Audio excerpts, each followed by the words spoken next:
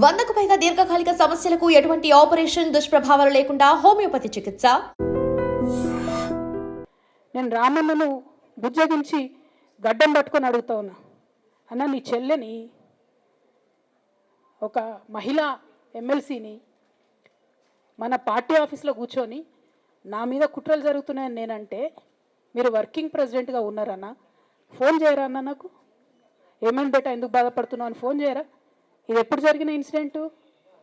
Leak కాకముందు, నేను నా కొడుకు గ్రాడ్యుయేషన్కి అమెరికా పోకముందు, అంతకుముందే.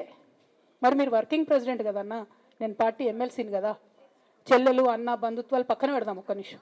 ప్రొఫెషనల్ సెటప్లో ఒక పొలిటికల్ పార్టీలో ఒక మహిళా ఎమ్మెల్సీ భవన్లో కూర్చొని నా మీద కుట్రలు జరుగుతున్నాయంటే మీరు మాట్లాడినరా అన్న? 103 రోజులు అయిపోయిందన్న ఇయ్యాలటికి, ఒక్క మాట మాట్లాడినరా? కేసీఆర్ గారు దగ్గర నుంచి కమ్యూనికేషన్ రావాలని నేను ఎక్స్పెక్ట్ చేయలే. వారు పెద్దవారు, వారికి అనేకమైన పనులు ఉంటాయి. మొత్తం పార్టీని ఇప్పుడు పునర్నిర్మించుకోవాల్సిన అవసరం ఉంది. తెలంగాణకు జరుగుతున్నటువంటి అన్యాయాన్ని వారు ఎప్పటికప్పుడు దిశానిర్దేశం చేయాల్సిన అవసరం ఉంది. కానీ వర్కింగ్ ప్రెసిడెంట్ గారి దగ్గర నుంచి ఫోన్ రాకపోవడం మాత్రం ఒక మాట అనిపించింది నాకు. నేను కేసీఆర్ గారి బిడ్డను, నేను కూర్చొని ప్రెస్ మీట్ పెడితేనే రెస్పాన్స్ రాలేదంటే మరి ఇంకో మామూలు మహిళా కార్యకర్తకు బీఆర్ఎస్ పార్టీలో మన అన్యాయం జరిగితే రెస్పాన్స్ వస్తుందా? నాకైతే అనిపించలేదు. వస్తుందేమో నాకు తెలియదు. కానీ నిన్న ఒక మాటకు నాకు సంతోషం అనిపించింది. నాకు నోటీస్ రాగానే అక్కడ మహిళా ఎమ్మెల్సీలు కూర్చొని, మహిళలందరినీ కూర్చొని, ఫస్ట్ టైం అనుకుంటా భవన్లో 5 మహిళలు కూర్చొని ఇండిపెండెంట్గా ప్రెస్ మీట్ మాట్లాడింది. చాలా సంతోషం. ఇటువంటి అంతర్గత ప్రజాస్వామ్యం రావాలనే నేను కోరుకున్నా. మహిళలకు, ఎస్సీలకు, ఎస్టీలకు, బహుజనులకు కోటరీల అడ్డంకులు లేకుండా యాక్సెస్ రావాలి. అది మైక్కి యాక్సెస్ రావాలి, బాస్కి యాక్సెస్ రావాలనే నేను అనుకున్నా. అది జరిగింది, చాలా సంతోషం. నన్ను సస్పెండ్ చేసినాక అయినా పర్లేదు, కానీ జరిగింది. నిన్న మహిళలందరూ కూర్చొని మాట్లాడి నేనేమంటున్నా అంటే, కేసీఆర్ గారు, కేటీఆర్ గారు, నేను, మా కుటుంబం, మాది రక్త సంబంధం. పదవులు పోతేనో, పార్టీలకు వెళ్ళి సస్పెండ్ చేస్తేనో పోయేటటువంటి బంధం కాదు. కానీ ఎవరైతే వెస్టెడ్ ఇంట్రెస్ట్ ఉన్న పార్టీలు ఉంటారో, పార్టీలో ఉండి కేవలం డబ్బు సంపాదించుకోవాలనేటటువంటి ఒక ఆలోచనతో, వ్యక్తిగత లబ్ధి పొందాలనేటటువంటి ఆలోచనతో ఉన్నటువంటి వ్యక్తులు, వాళ్ళకి కావాల్సింది ఏంది? మేము ముగ్గురం కలిసి ఉండొద్దు, మా కుటుంబం బాగుండొద్దు, మా కుటుంబం విచ్ఛిన్నమైతేనే వాళ్ళకి అధికారం వస్తుంది. దాంట్లో భాగంగా ఇవాళ మొదటి స్టెప్పు నన్ను బయటేసిరు పార్టీలకు వెళ్ళి. అది ఇక్కడితో ఆగదు. నేను గౌరవనీయులు పెద్దలు దైవ సమానులు కేసీఆర్ గారిని విజ్ఞప్తి చేస్తూ ఉన్నా, మీకు ఒక సూచన చేస్తూ ఉన్నా. దయచేసి మీ చుట్టూ ఏం జరుగుతున్నదో ఒకసారి చూసుకోండి నాన్న. నన్ను ఇవాళ బయటకు పంపొచ్చు, నేను మీలాగా స్ట్రేట్ ఫార్వర్డ్ ఉంటా, నిజాలు మాట్లాడతా. నేను ఉద్యమం నేపథ్యం నుండి వచ్చిన కాబట్టి నాగ్గా, ఉన్నది లేనట్టుగా, లేనిది ఉన్నట్టుగా, మోసం చేయాలని చెప్పో ఇంకోటి చేయాలని చెప్పో మాట్లాడను. స్ట్రేట్ ఫార్వర్డ్గా ఇష్యూస్ మాట్లాడతా కాబట్టి నన్ను ఇలా బలి చేసిండ్రు, పర్వాలే. కానీ రేపటి నాడు ఇదే ప్రమాదం రామన్నకు కూడా పొంచుంది, రేపటి నాడు ఇదే ప్రమాదం మీకు కూడా పొంచుంది. అల్టిమేట్గా బీఆర్ఎస్ పార్టీని హస్తగతం చేసుకోవడానికి జరుగుతున్నటువంటి కుట్రలో భాగంగానే ఇవాళ నన్ను ఎలిమినేట్ చేయడం జరిగింది. నేను ఇవాళ ఓపెన్గా అడుగుతా ఉన్నాను, హరీష్ రావు గారికి నేను సూటి ప్రశ్న వేస్తున్నా, ఈ రాష్ట్ర ముఖ్యమంత్రి రేవంత్ రెడ్డి గారికి కూడా నేను సూటి ప్రశ్న వేస్తున్నా. నా మీద కుట్రలు ఎప్పటి నుండి ప్రారంభమైనాయి? ఎప్పుడైతే హరీష్ రావు గారు, రేవంత్ రెడ్డి గారు ఒకే ఫ్లైట్లో హైదరాబాద్ నుండి ఢిల్లీకో, ఢిల్లీ నుండి హైదరాబాద్లో ఒకే ఫ్లైట్లో వాళ్ళిద్దరు ప్రయాణం చేసి వచ్చినప్పుడు హరీష్ రావు గారు రేవంత్ రెడ్డి గారు కాలు పట్టుకొని సరెండర్ అయినాక ఈ కుట్రలు స్టార్ట్ అయినాయి, నా మీద ఈ స్టోరీలు స్టార్ట్ అయినాయి, మా కుటుంబాన్ని విడగొట్టాలనేటటువంటి కుట్ర స్టార్ట్ అయింది. నేను ఛాలెంజ్ చేస్తూ ఉన్నా, రేవంత్ రెడ్డి గారు మీరు చెప్పండి, ఆ ప్రయాణం జరిగిందా జరగలేదా? హరీష్ రావు గారు మీరు చెప్పండి, ఒకే ఫ్లైట్లో మీరు రేవంత్ రెడ్డి గారితో కలిసి వచ్చిండ్రా రాలేదా? ఆ తర్వాత నుండే నా మీద ఈ కుట్రలు జరుగుతున్నాయా లేదా? సరెండర్ అయింది మీరు. ప్రతి ఒక్క విషయంలో దాదాపు ఒక 7-8 ఇష్యూస్ ఉన్నాయి, ఇన్సిడెంట్స్ ఉన్నాయండి. అఫీషియల్ పిఆర్ఓ ట్వీట్ చేస్తాడు, Congress party official PRO tweet చేస్తాడు, ముఖ్యమంత్రి గారు పిఆర్ఓ, ఈ పాల వ్యాపారంలో అవినీతి జరిగిందని. తెల్లారు 2-3 పేపర్లలో వస్తుంది, 3వ రోజుకి మాయమైపోతుంది. అదే కేటీఆర్ గారినేమో 3 సార్లు విచారణ పేరుతో పిలిచి వేధిస్తారు.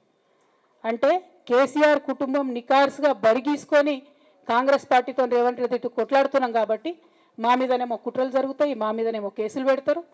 మీ మాత్రం 1 or 2 days హెడ్లైన్స్ వస్తే తర్వాత న్యూస్ గాయబవుతుంది. ఎన్ని జరగలే చెప్పండి హరీష్ రావు గారి విషయంలో.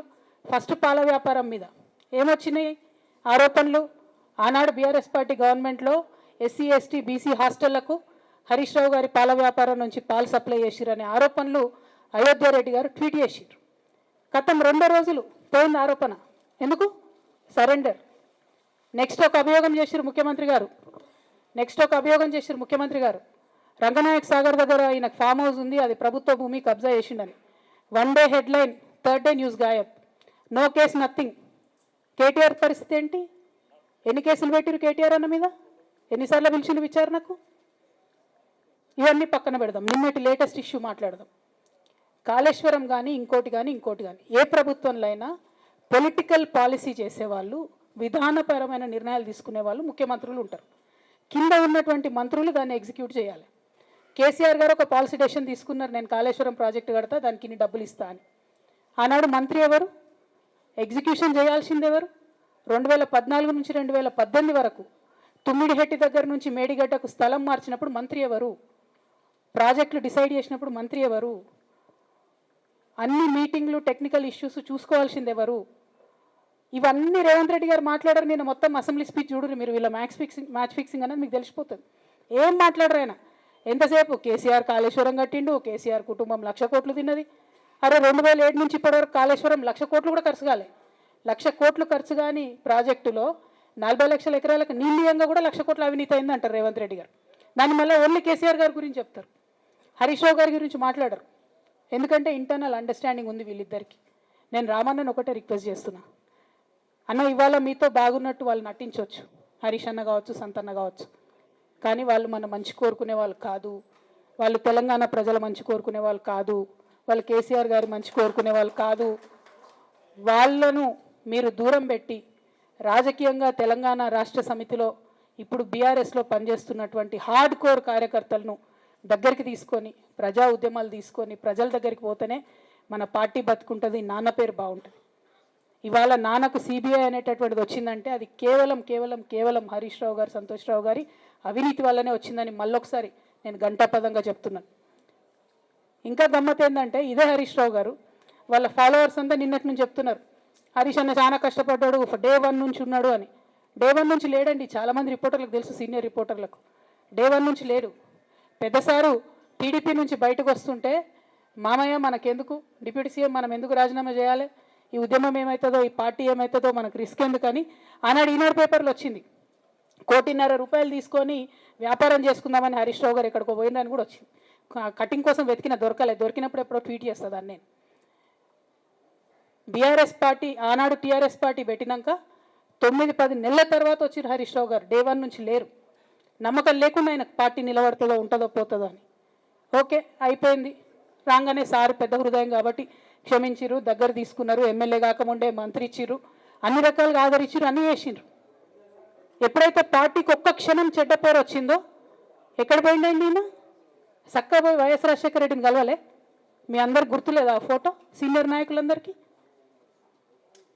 బాగా మాట్లాడతారు, అన్ని దగ్గర ఉన్నా, నేనే ఉన్నా, నేను ఎక్కడ లేను. నిన్న పాపం చాలామంది ఈ కొత్త సోషల్ మీడియా పిల్లలు ఉన్నట్టు వాళ్ళకి హిస్టరీ తెలియదు అనుకుంటా, అందుకే చెప్తున్నా ఇవాళ. అదేవిధంగా నేను పెద్ద ట్రబుల్ షూటర్ అంటారు. ట్రబుల్ షూటర్ కాదు, ఈజ్ ఎ బబుల్ షూటర్. ఆయన ఏంటంటే ట్రబుల్ ఆయనే క్రియేట్ చేస్తాడు, చేసి నేనే సాల్వ్ చేసినట్టు నటిస్తాడు. నేను లేటెస్ట్ ఎగ్జాంపుల్ చెప్తా పట్టురు. నేను మొన్న దాసోజు శ్రవణ్ అన్న ఎలక్షన్ ఎమ్మెల్సీ ఎన్నికలలో బీఆర్ఎస్ పార్టీ డిసైడెడ్ ఒకటే క్యాండిడేట్ని పెడదామని. కానీ హరీష్ రావు గారు ఇంటర్నల్గా బీజేపీ వాళ్ళతో మాట్లాడుకొని ఏం చెప్తారంటే, మీ దగ్గర నుంచి ఒక క్యాండిడేట్ని ఇవ్వండి, నేను మామయ్యని కన్విన్స్ చేసి 2వ క్యాండిడేట్కి పెట్టిస్తా అంటే he wants to create a trouble. Already మన పార్టీలోకి వెళ్ళి 10 మంది ఎమ్మెల్యేలు వెళ్ళిపోయినాక 38 మందిలో 10 మంది పోయినాక నువ్వు ఇంకో సెకండ్ క్యాండిడేట్ని పెడితే ఎంత కన్ఫ్యూజన్ అవుతుంది? ఎవరెవరు ఎట్టేట ఓట్లు వేస్తారు? అంటే హార్స్ ట్రేడింగ్కి ఈయన ట్రబుల్ షూటర్ గారు ట్రబుల్ని ఓపెన్ చేస్తారు అన్నట్టు. నాకెందుకో లక్కీగా ఒక బీజేపీ ఎమ్మెల్యే గారు ఫోన్ చేసి, అక్క మరి పెద్దసారి పర్మిషన్ ఉందా హరీష్ అని ఇట్లా అంటున్నారంటే, నేను డైరెక్ట్గా పెద్దసారికే ఫోన్ చేసి నాన్న మరి ఇట్లా అంటున్నారు, మనం సెకండ్ క్యాండిడేట్కి పర్మిషన్ ఇస్తారంటే, nothing doing, only Shravan will get elected. ఎవరు చెప్పారు మీకు అన్నారు. అంటే నేను ఆ విషయం వెంటనే అటువైపు కన్వే చేసిన, లేదండి మాకు అట్లాంటి ఆలోచన లేదు. ఎందుకు ఈ రీసెంట్ ఎగ్జాంపుల్ చెప్తున్నా ఇవాళ అంటే, హరీష్ రావు గారు ట్రబుల్ క్రియేట్ చేసి ట్రబుల్ని మాఫీ చేసినట్టుగా ప్రయత్నం చేస్తారు. బీఆర్ఎస్ కార్యకర్తలందరికీ నేను నా తమ్ముళ్ళకి రిక్వెస్ట్ చేసి చెప్తున్నా, మా చెల్లెలకు రిక్వెస్ట్ చేసి చెప్తున్నా, మీకు పెద్ద స్థాయిలో జరిగే అన్ని విషయాలు తెలియకుండా అందరూ మన వెల్ విషర్స్ అనుకుంటారు. అది మీ తప్పు కాదు. ఎందుకంటే కేసీఆర్ సార్ అంత ఓపెన్ మైండ్తో ఓపెన్ హార్ట్తో ఉంటారు కాబట్టి బీఆర్ఎస్లో ఉన్న అందరూ అట్లే ఉంటారు అనుకుంటారు. కానీ చాలా మందికి చాలా హిడెన్ ఎజెండాస్ ఉన్నాయి. ఒక పక్క కాంగ్రెస్తో కలిసి ఉన్నారు, ఇంకో పక్క బీజేపీతో మాట్లాడుతున్నారు, ఎటు ఎవరితోనూ అవసరమైతే అటు మాట్లాడుతున్నారు. అదేవిధంగా 2018 ఎన్నికలలో హరీష్ రావు గారు 25 మంది ఎమ్మెల్యేలకు ఎన్నికలలో అడిషనల్ ఫండింగ్ ఇచ్చారు, పార్టీ ఇచ్చింది కాకుండా. ఏడికేళ్ళు వచ్చినాయి హరీష్ రావు గారికి అన్ని డబ్బులు? 100% కాళేశ్వరంలో జరిగిన అవినీతి నుంచి వచ్చిన డబ్బులే. ఆయన ఆలోచన ఏం చేసిందంటే, ఏమన్నా కొద్దిగా అటు ఇటు అవుతుందేమో రిజల్ట్, నా దగ్గర ఎమ్మెల్యేస్ ఉండాలని ఆలోచన చేశాను. నీకు అసలు అట్లాంటి ఆలోచన ఎందుకు వచ్చింది? నేను కట్టప్పలాంటోని కేసీఆర్ గారి దగ్గర ఉండేటోని అంటావు కదా, నీకేం అవసరం వచ్చింది ఎమ్మెల్యేస్కి సపరేట్గా ఫండింగ్ ఇవ్వడానికి? ఎవరికి తెలియదు అనుకుంటారా? ఇవి ఎవరు చెప్పారు అనుకుంటారా? ప్రతి ఒక్కరు చెప్తారు ఎమ్మెల్యేస్ ఓపెన్. నా పేర్లు కూడా తెలుసు, చెప్తే బాగుండదు, ఎమ్మెల్యేలు ఇబ్బంది పడతారు. నేను అనేది ఏంటంటే, 2009లో రామన్న సిరిసిల్ల ఎలక్షన్లో మా బంధువుకు సంబంధించిన వ్యక్తులతోని 60 లక్షల రూపాయలు పంపిన హరీష్ రావు గారు రామన్నను ఓడగొట్టడానికి. నిన్నగాక మొన్న ఒక వీడియో మీరు కూడా చూసిరు, ఒంటేరు ప్రతాప్ రెడ్డి గారిది. మీ మామయ్యను ఓడగొట్టమని ఎంతంటే అంత డబ్బులు ఇస్తా అని చెప్పిర్రని. ఓ పక్క కేసీఆర్ గారిని ఓడగొట్టాలి, ఓ పక్క కేటీఆర్ గారిని ఓడగొట్టాలి. నిజామాబాద్లో నా ఎంపీ సెగ్మెంట్లో అందరు ఎమ్మెల్యేలను మేనేజ్ చేయాలి. అందరిని మన కేసీఆర్ కుటుంబాన్ని ఓడగొట్టాలి, విచ్ఛిన్నం చేయాలి. కానీ కేసీఆర్ గారి పేరుతో వచ్చేటటువంటి బెనిఫిట్స్ మాత్రం అన్నీ కావాలి. మరి ఇటువంటి వారిని నా రిక్వెస్ట్ కేసీఆర్ గారితో కేటీఆర్ గారితో, వారిని మీ పక్కన పెట్టుకొని నిజం మాట్లాడే నన్ను బయటకు పంపితే మరి పార్టీ బాగుంటుందా? దయచేసి ఆలోచన చేసుకోండి. నేనేమంటున్నా రామన్న మిమ్మల్ని అంటే, నా మీద మీకు కోపం ఉండొచ్చు, నా మీద ఏముందో ఎవరేం చెప్పారో నాకు తెలియదు. నేను మాత్రం నా ప్రాణం పోయినా కేసీఆర్ గారికి హాని జరగాలని కానీ కేటీఆర్ గారికి హాని జరగాలని కానీ కోరుకోను. అది నా నైజం కాదు. ఆడపిల్లలకు అట్లా ఉండదు. ఆడపిల్లలు ఇల్లు బాగుండాలనుకుంటారు. నా మనసుకి ఎంత గాయం అయితే, నాకు ఎన్ని అవమానాలు అయితే, నాకెంత ఇన్సల్ట్ అయితే, నా మీద ఎన్ని కుట్రలు జరిగితే నేను ఇట్లా మాట్లాడుతున్నా. ఇది నా బాధ, ఇది నా ఆవేదన. నాన్న చూస్తలేరేంది వీళ్ళని అన్నది ఆవేదన, చూసుకుంటా క్షమిస్తారేంది ఇంకెన్నిసార్లు క్షమిస్తారు అన్నది నా బాధ. అంతే తప్ప నాకేం కోపం ఉంటుంది? ఎందుకు కోపం ఉంటుంది? నాకు ఎన్ని జన్మల పుణ్యం ఉంటే కేసీఆర్ లాంటి తండ్రి దొరుకుతాడు? కోట్లలో ఒకరికి ఉండేటటువంటి తండ్రి నాకు దొరికిండు. ఆయన లేకపోతే నేను ఎవరు ప్రపంచానికి తెలుస్తుందా? నాకెందుకు అవసరం ఉంటుంది? నాకేం కోపం ఉంటుంది కేసీఆర్ గారి మీద? నాకు బీఆర్ఎస్ పార్టీ మీద ఎందుకు కోపం ఉంటుంది? నాకు 27 సంవత్సరాలు ఉన్నప్పుడు నేను నా కొడుకుని చిన్న పిల్లగాన్ని పసిగుడ్డుని ఎత్తుకొని ఇక్కడికి వస్తే ఆ రోజు నుంచి ఈ రోజు వరకు నేను రోడ్డు మీదనే ఉన్నా, ఉద్యమాలే చేస్తున్నా, పోరాటాలే చేస్తున్నా, తెలంగాణ ప్రజల కోసం పనిచేస్తున్నా. 2014 నుంచి అధికారంలో ఉన్నప్పుడు కూడా నా ఇంటి దర్వాజాలు ఎప్పుడు తెలిసే ఉన్నాయి. ఇక్కడున్న మీడియా మిత్రులందరికీ తెలుసు. అధికారంలో ఉన్నా లేకున్నా నేను గిట్లనే ఉన్నా. అధికారంలో ఉన్నప్పుడు నన్ను ఏమి సాగనీయకుండా నన్ను ప్రతిపక్ష ఎమ్మెల్యేని చూసినట్టు, ప్రతిపక్ష ఎంపీని చూసినా నేను ఇట్లనే ఉన్నా, ఓపెన్ మైండ్తోనే ఉన్నా. నేను కోరేది ఒకటే, కేసీఆర్ గారి ఆరోగ్యాన్ని కాపాడండి రామన్న, పార్టీని కాపాడండి, పార్టీలో ఉన్న కార్యకర్తల్ని కాపాడండి, అందరు బాగుండేలాగా ప్రజా సమస్యలు తీసుకోండి. నాకు అంతకుమించి కావాల్సింది ఏం లేదు. దానికి ఈయన హీరోలాగా ఎదుర్కొన్నాడు, ఈయన 6 అడుగుల బుల్లెట్టు అని పార్టీ అంతా ట్వీట్ చేస్తే, మరి 6 అడుగుల బుల్లెట్టు ఎవరికి గాయం చేస్తుంది? ఎండ్ ఆఫ్ ద డే ఇవాళ అయితే నన్ను గాయపరిచింది, రేపు రామన్నను గాయపరుస్తారో కేసీఆర్ని గాయపరుస్తారో. జాగ్రత్తగా ఉండండి రామన్న, నేను చెప్పేది ఏం లేదు. జాగ్రత్తగా ఉండండి, కేర్ఫుల్గా ఉండండి. ఎట్ ద సేమ్ టైం ఈ హరీష్ రావు గారి కారణంగా గమ్మత్ ఏముంటుందంటే, ఒకసారి హంపీకి పోతారు వీళ్ళందరూ, మీ అందరికీ తెలుసు ఆ స్టోరీ. హంపీకి పోయి పాటలు పాడుకుంటారు, మొత్తము చాలా మంది కలిసి కేసీఆర్ గారిని చాలా అవమానకరంగా మాట్లాడతారు, ఒక పార్టీని వెన్నుపోటు కొడదామని డిజైన్ చేస్తారు. ఇదంతా వీరికి తెలుసు, హరీష్ రావు గారికి తెలుసు. నేను ఆ రోజు సాక్ష్యం ఉన్న హరీష్ అన్న వచ్చి లిటరల్లీ రామన్న చేతులు పట్టుకొని, అరే మామయ్యకి ఎప్పుడా సింక్ ఆర్ సేల్, నేను మామయ్యతోనే ఉంటా అని చెప్పి అక్కడ మాట్లాడుకున్న వాళ్ళందరూ పెద్దసారి దగ్గర అవుట్ చేసిండి. ఆ తర్వాత పర్యవసానంలో ఈటెల రాజేంద్ర అన్న బయటికి వెళ్ళడం. ఈ మహానుభావుడు వల్ల జగ్గారెడ్డి దగ్గర నుంచి మొదలు పెడితే, చెరుకు శ్రీనివాసరెడ్డి ముత్యంరెడ్డి అన్న కొడుకు దగ్గర నుంచి మొదలు పెడితే, రఘునందన్ రావు గారు, మైనంపల్లి గారు, విజయశాంతి గారు, విజయరామారావు గారు, ఆయన పాత పెద్ద ఆయన ఉండే ఈటల రాజేందర్ గారు, వీళ్ళందరూ పార్టీలోకి వెళ్ళి పోయినరు కదా, పోలేదా? ఇవన్నీ హరిశన్న చేసినాయి కదా. ఆనాడు దుబ్బాక ఉప ఎన్నిక ఎందుకు ఓడిపోయినాం?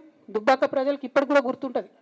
వాళ్ళందరూ ఒకటే మాట చెప్తారు, ఈయన సిద్దిపేటకు తప్ప రూపాయి రానియాడు దుబ్బాకకు, ఈయన వచ్చి ప్రచారం చేసిండు కాబట్టి మేము ఓటేయలేని ఓపెన్గా చెప్తారు ఆనాడు ఎన్నికలలో. దానికి ఏం రాపించుకుంటాడు ఈయన పేపర్లలో? ఒంటరి పోరాటం చేసి ఓడిన హరీష్ రావు. అసలు ఓడిపోయిందే మీ వల్ల కదా. మీరు మీడియా మేనేజ్మెంట్లో సూపర్ అలా డౌట్ ఏం లేదు. రామన్న యూట్యూబ్లు మేనేజ్ చేసి ఈయన మెయిన్ స్ట్రీమ్ మీడియా మేనేజ్ చేస్తాడు అంతే, అంతకుమించి వేరే ఏం లేదు. నేను రామన్నని రిక్వెస్ట్ చేస్తున్నాను, మీరు కూడా ఆ స్కిల్ నేర్చుకోండి అన్న.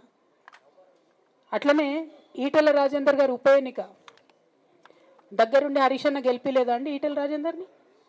ఆనాడు పీసీసీ అధ్యక్షుడిగా ఉండి రేవంత్ రెడ్డి గారు ఏమంటారు, కాంగ్రెస్ పార్టీ ఓడిపోతుంది అని చెప్తాడు. ఆయన ముందే డిక్లేర్ చేసిండు, ముందే చేతులు ఎత్తేసిండు. హరీష్ అన్నాడు పోయి కూర్చొని మరి ఈటల రాజేందర్ అన్నని గెలిపించొచ్చిండు. ఈ బంధం రేవంత్ రెడ్డి గారిది, హరీష్ రావు గారిది అప్పటి నుంచి కొనసాగుతుంది, కొత్త బంధం ఏం కాదు ఇది. నేను కేసీఆర్ గారిని పెద్దల్ని రిక్వెస్ట్ చేసేది ఒకటే, ఈయన చేస్తున్న నక్కజిత్తుల్ని దయచేసి గమనించండి. ఇలా నేను బయట పోతా కావచ్చు, నాది ఏముంది, ఉద్యమంలోకి వెళ్ళి వచ్చినా మళ్ళీ ఉద్యమంలోకే పోతా, నాకు భయం ఏముంటుంది, నాకు ఎన్నడూ పదవుల మీద ఆశ లేదు.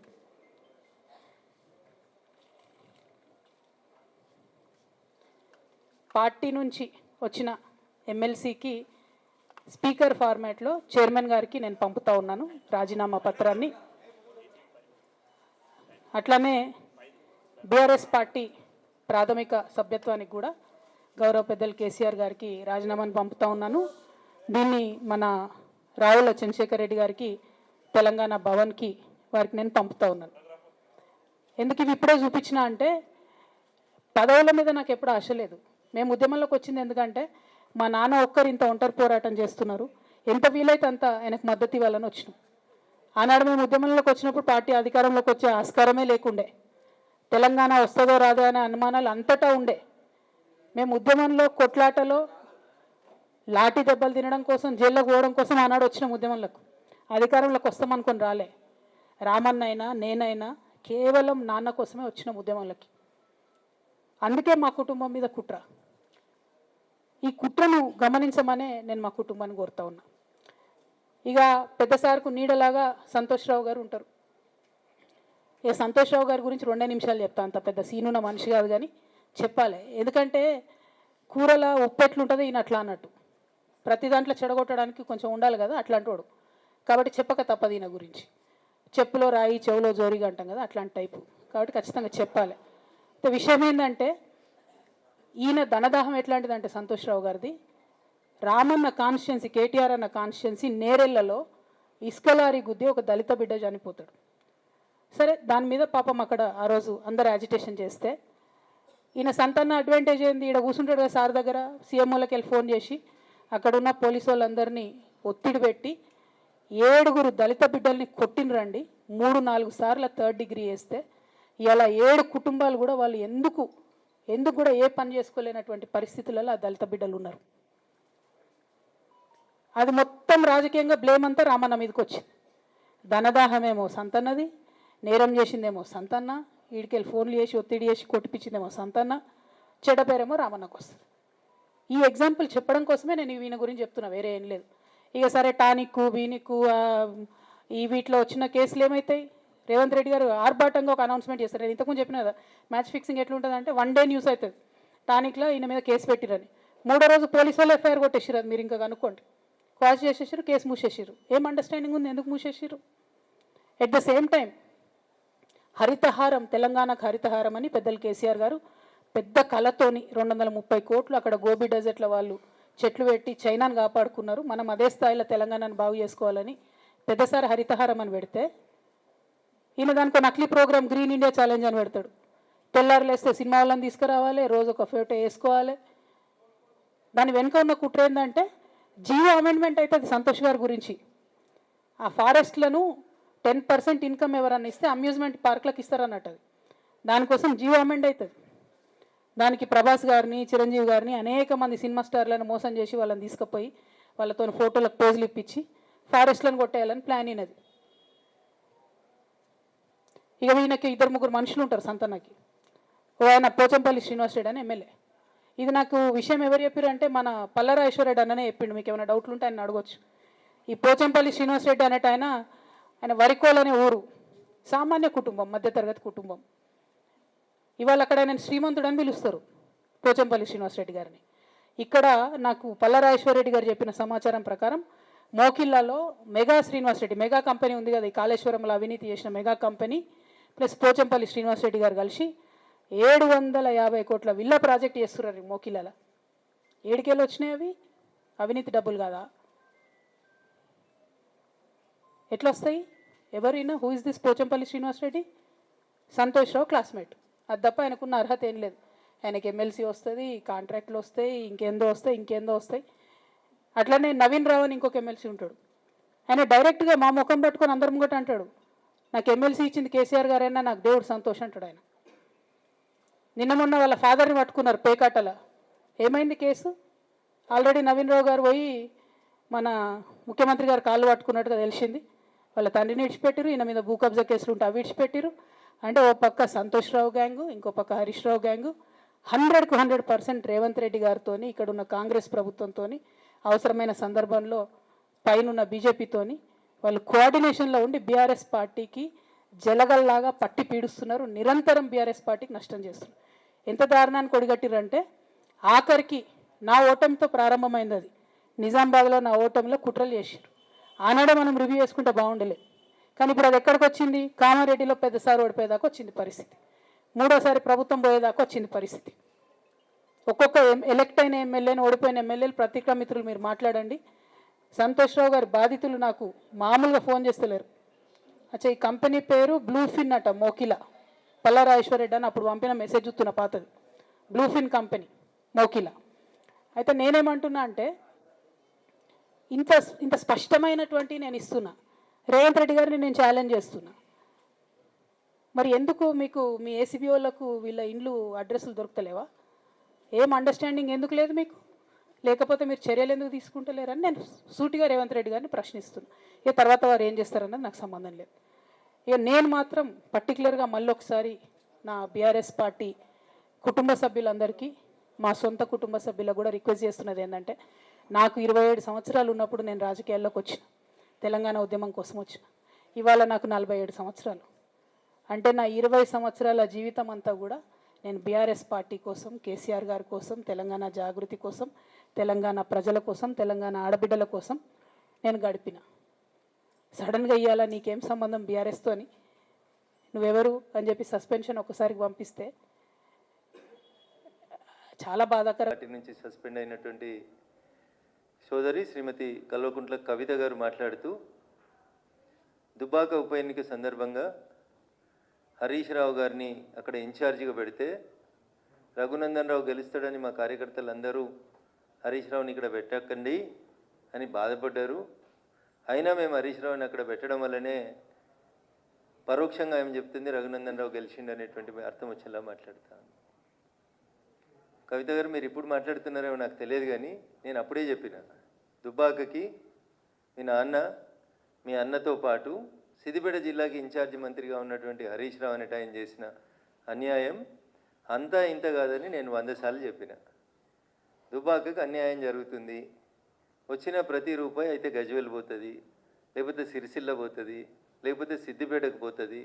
మధ్యలో దుబ్బాకకు అన్యాయం జరుగుతుందని దుబ్బాక నియోజకవర్గ ప్రజలు 100 సార్లు చెప్పిండ్రు. మీరు ఇవాళ అదే మాట కొత్తగా చెప్తూ దానివల్లనే ఏదో జరిగింది అన్నట్టు చెప్తా ఉన్నారు. అది నిజం.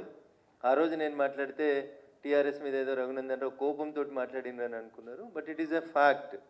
దుబ్బాక నియోజకవర్గానికి అన్యాయం జరిగింది అంటే టీఆర్ఎస్ పార్టీ నాయకులు, గౌరవనీయులు, అప్పటి మా జిల్లా మంత్రి హరీష్ రావు గారి వల్ల జరిగిందని నేను ఎన్నికల సందర్భంగా చెప్పిన, ఎన్నికల తర్వాత చెప్పిన. దుబ్బాక ప్రజలు ఇప్పటికైనా దయచేసి దాన్ని అర్థం చేసుకోవాలని చెప్పి కోరుకుంటా ఉన్నాను. ఇది 100% నిజం. దుబ్బాక ప్రజలు మార్పు కోరుకున్నారు. మీ కుటుంబ పాలన వద్దనుకున్నారు, మీ అవినీతి పాలన వద్దనుకున్నారు, దుబ్బాక నియోజకవర్గం మీద హరీష్ రావు గారి పెత్తనం వద్దనుకున్నారు. అందుకనే దుబ్బాక ప్రజలు స్వచ్ఛంగా మనస్ఫూర్తిగా ఓటేస్తే రఘునందన్ రావు గెలిచిండు తప్ప ఎవరి దయా దాక్షిణ్యాలతో రఘునందన్ రావు ఆ ఉప ఎన్నికలలో గెలవలేదు. 100% దుబ్బాక నియోజకవర్గ ప్రజలు మార్పు కోరుకున్నారు. హరీష్ రావు గారు దుబ్బాకకు చేస్తున్నటువంటి అన్యాయానికి వ్యతిరేకంగా రఘునందన్ రావు కొట్లాడగలుగుతాడు అని విశ్వసించిరు కాబట్టే నాకు ఓటేసిరు తప్ప ఇంకొకటి కాదు. ఇక మీ కుటుంబ పంచాయతీలో మా పేర్లు అందరి పేర్లు కూడా మీరు మాట్లాడుకుంటూ పోయినారు. ఎస్, 100% మీరు ప్రస్తావించినటువంటి పేర్లలో దాదాపు అన్ని పేర్లు కూడా మీకు అందరికీ తెలుసు, మీ నాన్నగారికి కూడా తెలుసు. ఎవరెవరికి మీరు ఎట్లెట్లా అన్యాయం చేసిరు అనేటువంటి విషయంలో ఇవాళ మీరు కొత్తగా మాట్లాడితే మేమేం చేస్తాం, మీ సానుభూతి మాకు ఎందుకు, కానీ 100% అవన్నీ వాస్తవాలు. 2009లో ఏదో మీ అన్నకు వ్యతిరేకంగా 60 లక్షలు పంపిరు అనేదో మాట్లాడినారు కదా మీరు. ఇవన్నీ పాత చరిత్రనే. కొత్త చరిత్ర నాకు ఎమ్మెల్సీ ఎన్నికలలో 2009లో మహాకూటమి అభ్యర్థిగా ఇస్తే అప్పటి జిల్లా పార్టీ అధ్యక్షునిగా నన్ను ఎవరు ఓడగొట్టినో కూడా నేను పార్టీ అధ్యక్షుడైనటువంటి గౌరవనీయులు చంద్రశేఖరరావు గారికి చెప్పిన.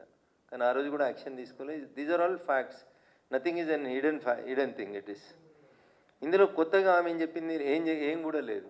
రేవంత్ రెడ్డి గారు హరీష్ రావు గారు ఒకటే ఫ్లైట్లో వచ్చిర్రని, వాళ్ళిద్దరూ కుమ్ముక్క అయినరని, మెదక్ పార్లమెంట్ ఎన్నికలలో నన్ను ఇబ్బంది పెట్టాలని చూస్తున్నారని, కాంగ్రెస్ టీఆర్ఎస్ రెండు కొల్లుడై నేను గెలవకుండా చూడాలని ప్రయత్నం చేస్తున్నారని నేను మీడియా ముందుకు వచ్చి చెప్పినటువంటి తారీఖు 22 మార్చ్ 2024 రోజే వచ్చి చెప్పిన. నేను మార్చి 2024 నాడు ఆస్ట్రేలియా నుంచి కనెక్టింగ్ ఎయిర్ ఇండియా ఫ్లైట్ నెంబర్తో సహా చెప్పిన. నేను బిజినెస్ క్లాస్లో వస్తూ ఢిల్లీ నుంచి వస్తుండగా గౌరవనీయులు ముఖ్యమంత్రి గారు హరీష్ రావు గారు ఇద్దరు అదే ఫ్లైట్లో ట్రావెల్ చేసినారు. నన్ను ఓడగొట్టేందుకు ఇద్దరు ముచ్చట పెట్టుకున్నారనే విషయాన్ని నేను ఇవాళ కొత్తగా చెప్పలేదు. ఎన్నటి చెప్పిన, ఇది 22 మార్చి 2024లో చెప్పిన. నేను అదే విషయాన్ని ఈరోజు మళ్ళీ కవిత గారు కూడా ఎండార్స్ చేసినారు తప్ప ఇందులో కొత్త విషయం ఏముందని నేను అనుకుంటలేను.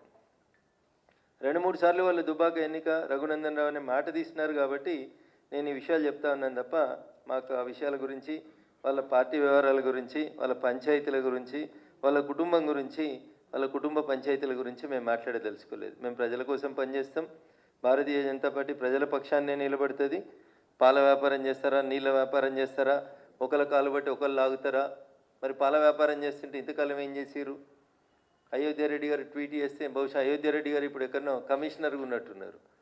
ఇన్ఫర్మేషన్ కమిషనర్గానో సమాచార హక్కు చట్టం కింద కమిషనర్గానో ఎక్కడ ఉన్నట్టున్నారు.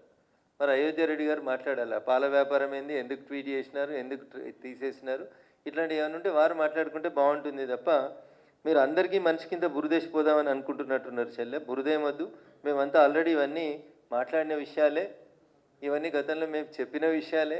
ఇందులో కొత్తదనం ఏముంది చెప్పు? కొత్తగా మీరు చెప్పింది ఒకటిగా మోకిలా ప్రాజెక్టు తప్పితే మీరు కొత్తగా మాట్లాడింది ఏం కనబడతలేదు మాకు. నిజంగా నేను కూడా రాష్ట్ర ముఖ్యమంత్రి గారికి చెప్పదలుచుకున్నాను, మోకిలాలో జరుగుతున్నటువంటి ఈ ప్రాజెక్ట్ ఏదైతే ఇందాక కవిత గారు పేరు చెప్పారో ఆ ప్రాజెక్టు మీద కంపల్సరీ విచారణ జరిపించాలి. దాంట్లో ఉన్న లాక్యునాస్ ఏంది అనేది చూడాలి. ఆ మోకిలా ప్రాజెక్టుకి సంబంధించి అనుమతులేంది, డబ్బులేంది, ఈ పోచంపల్లి శ్రీనివాసరెడ్డి అనేటువంటి ఎమ్మెల్సీ ఏడికేలో వచ్చి ఏడ శ్రీమంతుడైండు, నవీన్ రావు అనేటువంటి ఎమ్మెల్సీ అవకతవకలేంది, వీటి మీద రాష్ట్ర ముఖ్యమంత్రి గారు ఏసీబీ డీజీ వెంటనే చర్య తీసుకోవాలి. ఇట్లా అడ్డగోలుగా సంపాదించుకొని పైసలతోటి ఇష్టం ఉన్నట్టు చేసుకుంటూ పోతున్నటువంటి ఈ సామ్రాజ్యాన్ని విస్తరించుకునేటువంటి కార్యక్రమాన్ని బంద్ చేసేయాలి. టీఆర్ఎస్లో ఎమ్మెల్సీల పేరిట పోచంపల్లి శ్రీనివాసరెడ్డి గారైనా నవీన్ రావు గారైనా వీళ్ళు చేసినటువంటి పాప పనులన్నింటిని కూడా కాంగ్రెస్ ప్రభుత్వం వెంటనే విచారణ జరిపించాలని చెప్పి నేను ఈ సందర్భంగా డిమాండ్ చేస్తా ఉన్నా. వీళ్ళే కాదు పాపం, మా చెల్లె మర్చిపోయింది, ఇంకొక ఆయనే సంతోషరావుకి సడ్డకుడో వియంకుడో చుట్టమో ఒక ఆయన అవుతాడు, డీసీపీ పేరు సందీప్ రావు. ఈయనను పెట్టి నా దుబాక ఉప ఎన్నికల సందర్భంగా ఈజ్ ద సూపర్ మ్యాన్ అన్నట్టు, పోలీసులో సూపర్ కాప్. ఈయన టెలిఫోన్ ట్యాపింగ్లో కానీ పైసలు పట్టుకోవడంలో కానీ ఇప్పటిదాకా పేరు ఎవరు మాట్లాడలేదు, కానీ వారి పేరు సందీప్ రావు. వారు అప్పుడు టాస్క్ ఫోర్స్ డీసీపీగా ఉన్నారు. నార్సింగ్ ఏరియా, నేనుండే ఇంటి ఏరియాకి టాస్క్ ఫోర్స్ డీసీపీగా ఉన్నారు సందీప్ రావు గారు. వీరి నాయకత్వంలో ఒక 3-4 సిఐల్ని పెట్టుకొని మా ఇంటి చుట్టూ వాచ్ పెట్టి మమ్మల్ని నానా యాగి చేసి టార్చర్ పెట్టినటువంటి పెద్దలు కూడా సందీప్ రావు గారు. ఇట్లా మీరు పోలీసులను అడ్డం పెట్టుకొని చేసిన మంచి పనులు చెప్తుందేమో కవిత అని నేను అనుకున్నా. టెలిఫోన్ ట్యాపింగ్లో ఏమేమి జరిగింది, ఎవరెవరి పైసలు ఎట్లా గుంజుకొచ్చినాం, లేకపోతే ఎమ్మెల్సీ వెంకటరామరెడ్డి గారు ఏం చేస్తూ ఉన్నారు, వారికి ఎట్లెట్లా జీవోలు మార్చిర్రు, ఏమేమి చేసిరు, ఇవన్నీ ఇంకా చాలా విషయాలు మాట్లాడాల్సింది కవిత. మీరు మాట్లాడేవన్నీ అన్నీ ప్రజలకు తెలిసిన విషయాలే మాట్లాడారు, కొత్త ఏం మాట్లాడలేదు మీరు. ఇంకా ఏదో మళ్ళీ పార్టీలకు పోదామా వెనుక పోదామా అని ఊగిసలాడుతున్నట్టు కనబడుతుంది తప్ప ఇంకా మీరు నిజాలు మాట్లాడితే ఇంకా చాలా మాట్లాడాలి కదా. మేము ఇవన్నీ మాట్లాడినాయి కదా. రేవంత్ రెడ్డి గారు హరీష్ గారు కలిసి ప్రయాణం చేసింది మాట్లాడినాం, అయోధ్య రెడ్డి గారు ట్వీట్ చేసింది, మీరు మాట్లాడింది ఏం లేదు కొత్తగా. ఇందులో కొత్త కనబడుతున్న ఏమైనా ఒక సంతోష్ రెడ్డి ఆయన కడుతున్న శ్రీనివాస్ రెడ్డి ఆయన కడుతున్న విల్లాస్ తప్ప మీరు కొత్తగా ఏం మాట్లాడినట్టు కనబడతలేరు. కాబట్టి కవిత ఇంకా వేరే విషయాలు మాట్లాడితే బాగుంటుండే. ఇంకా టానిక్ మీద ఎఫ్ఐఆర్ చిన్న విషయం అది. క్లబ్బులు పబ్బులు ఇవన్నీ మీ నాన్న క్లబ్బులు బంద్ చేస్తే మీరు పబ్బులు నడిపినాయి అన్నీ అందరికీ తెలిసినటువంటి విషయాలే కాబట్టి వాటి గురించి పెద్ద చర్చ అవసరం లేదు. కానీ కవిత చెప్పినటువంటి మాటలలో టీఆర్ఎస్ పార్టీ అంతా కూడా అవినీతి పునాదుల మీద విస్తరించబడింది. మా ఎమ్మెల్సీలు ఒక్కొక్కరు 1000 కోట్లకు ఎదిగినరు. 750 కోట్లతోటి వెంచర్ చేస్తున్నాడు ఒక ఎమ్మెల్సీ అంటే అర్థం చేసుకోవాలి మనం ఎంత ఎదిగినారు. నవీన్ రావు గారి అక్రమాలకైతే ఇక అడ్డు అదుపు లేదు. ఆయన చేసినటువంటి అడగోల ఆక్రమణలకి, కూకట్పల్లి పరిసర ప్రాంతాల్లో ఆయన చేసినటువంటి జీవోలకి, వీళ్ళు మార్చిన జీవోలకి, ఇంకా చాలా జీవోలు ఉన్నాయి. చెల్లె మాట్లాడాల్సిన జీవోలు ఏంటంటే కన్జర్వేషన్ జోన్లను ఎట్లా మార్చి ఇచ్చిర్రు మున్సిపల్ శాఖ మంత్రి గారు, అవి మాట్లాడాలి చెల్లె. ఇంకా చాలా విషయాలు మాట్లాడాలి. వాళ్ళ ఎమ్మెల్సీల అవినీతి గురించి మాట్లాడాలి. ఒకటే రోజు కాబట్టి కొంచెమే మాట్లాడిందని అనుకుంటా ఉన్నాను నేను. మళ్ళీ ఎపిసోడ్లో ఇంకా బాగా మాట్లాడాలని కోరుకుందాం. ఖచ్చితంగా టీఆర్ఎస్ పార్టీ పెద్దలు చేసిన అవినీతిని ఎంత కవిత బయట పెడితే బాగుంటుందని నేను మనస్ఫూర్తిగా కోరుకుంటాను. Thank you.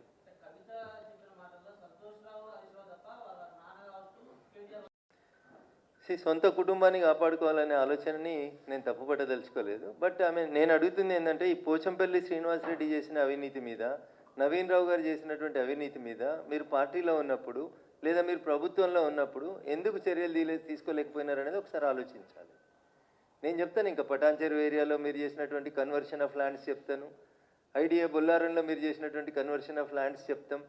ఒక జోన్లోంచి ఇంకొక జోన్లోకి మార్చి ఏ ఎమ్మెల్యేల పేరు మీద ఎవరెవరి పేరు మీద మీరు ఎట్లెట్లా చేసిరో అడగోలు మాటలు ఇవన్నీ బయటకు వస్తాయేమో అనుకున్నాం. మీరు మాట్లాడితే ఏం రాలేదు. ఖచ్చితంగా సమయం చూసుకొని మేము కూడా మీరు మాట్లాడినటువంటి మాటలు కాక ఇంకా మిగతా అన్నీ మేము కూడా మీడియా ద్వారా బయట ప్రపంచానికి చెప్పాలనుకుంటా ఉన్నాం. మేము ఇంకా మీ ద్వారానే ప్రజలు వింటే బాగుంటుంది. మేము మాట్లాడితే ఏదో కక్ష సాధింపు కోసం మాట్లాడినామని అనుకుంటారు. ఆదిపట్లలో ట్రాన్స్ఫర్ చేసిన భూములు, ఆ బొల్లారంలో ట్రాన్స్ఫర్ చేసిన భూములు, పటాన్ చెరువులో సాకి చెరువు పక్కన ట్రాన్స్ఫార్మ్ చేసి కడుతున్నటువంటి భూములు, ఇండస్ట్రియల్ జోన్ని ట్రాన్స్ఫర్ చేసినటువంటి భూములు, ఇకపోతే ఐడిఏ బాలానగర్లో మీరు కన్వర్షన్ చేసిన భూములు, ఇట్లా చాలా భూములకు సంబంధించి చాలా విషయాలు మీరు మాట్లాడతారేమో అనుకున్నాం. ఇంకా చాలామంది టీఆర్ఎస్ ఎమ్మెల్యేలు వాళ్ళు చేసిన మంచి పనులు చెప్తారని ఆశపడ్డాం. తప్పకుండా భవిష్యత్తులో ఇప్పుడు కవిత గారు అందించిన నిజాలని కాంగ్రెస్ పార్టీ ఇన్వెస్టిగేషన్ చేయాలని కోరుకుందాం. ఆ తర్వాత మిగతా విషయాలన్నీ మేము కూడా పబ్లిక్ డొమైన్లోకి తీసుకొస్తాం.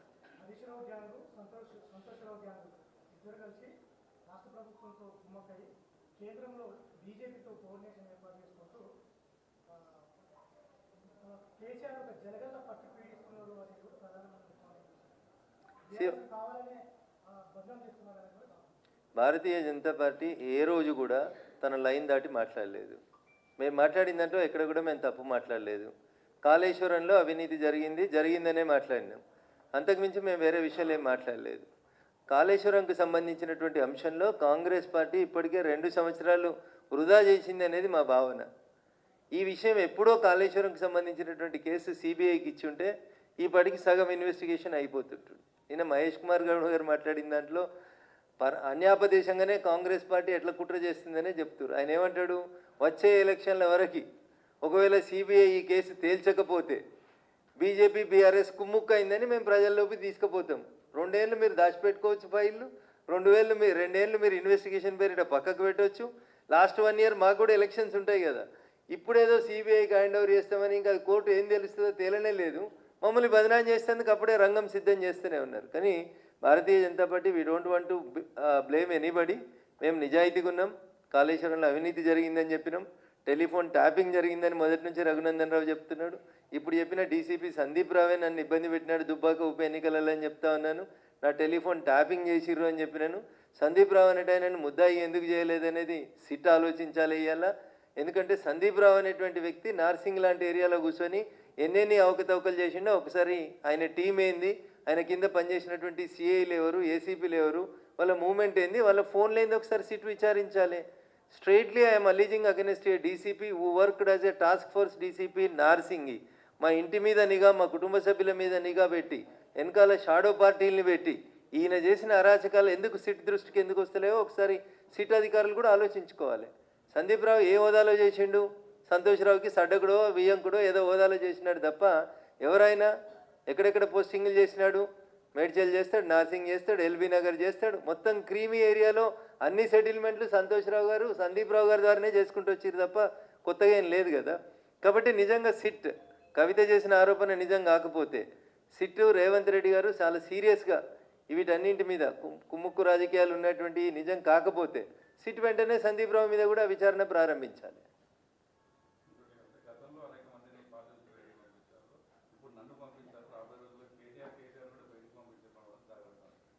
ఏదో వాళ్ళ కుటుంబానికి సంబంధించిన ఇష్యూ అన్న, పంపించిన వాళ్ళంతా బాగానే ఉన్నారు, రేపు కవిత కూడా బాగానే ఉంటుందని అనుకోవాలి మరి లెక్కన. ఎందుకంటే టీఆర్ఎస్లోకి వెళ్ళి బయటకు వచ్చిన వాళ్ళు ఎవరు నష్టపోలేదు, ఎవరు పోరాటం వాళ్ళు చేసిరు, నిరూపించుకున్నారు, వాళ్ళ సొంత కాళ్ళ మీద వాళ్ళు నిలబడ్డారు. రేపు ఏమవుతుందో చూద్దాం. నిన్ననే నా అధ్యక్షుడు చాలా స్పష్టంగా చెప్పినాడు, అవినీతి పరులకి భారతీయ జనతా పార్టీలో స్థానం లేదు, చాలా స్పష్టంగా చెప్పినారు.